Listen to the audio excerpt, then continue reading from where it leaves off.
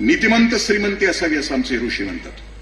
म्हणजे घरात येणारा पैसा कसा असावा? तृप्त असावा, कुणाच्या मुंड्या मुरगळून येणारा नसावा, कुणाच्या पापाचा नसावा, भ्रष्टाचाराचा नसावा, नीतिमंत श्रीमंती असावी. गंमत अशी आहे की पापाच्या पैशामध्ये लोक सुखाची अपेक्षा करतात आणि पापाच्या पैशामध्ये घर बांधतात आणि वास्तुशास्त्राच्या आधारे बांधतात.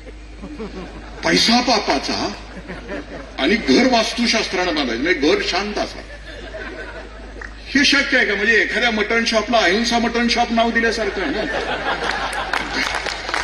पापाच्या पैशाच्या घरामध्ये वास्तुशास्त्र म्हणजे असतं काय की ईशान्येला ईश्वर असावा, देवघर ईश्वर ईशान्येला असावं. देव जरी ईशान्येला असला तरी पोपल्याशिवाय राहणार आहे का? पापाच्या पैशाच्या घरामध्ये आग्नेयाला जर अग्नी असेल तर घरात आग लावल्याशिवाय राहणार आहे का?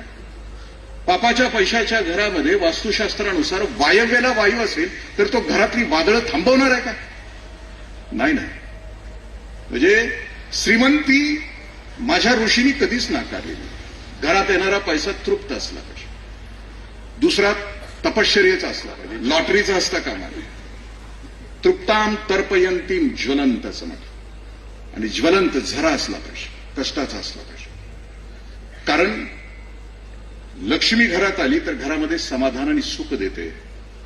पापाच्या पैशाला ऋषी असं म्हणतात की ती अवदसा आहे. ती आमच्या घरामध्ये आले, दिसेल श्रीमंती तथाकथित, चंपोगिरी दिसेल पण उद्ध्वस्त झालेली असेल. सिंहासनं असतील पण ती वाळवीनं खाल्लेली असतील असं ऋषी म्हणतात.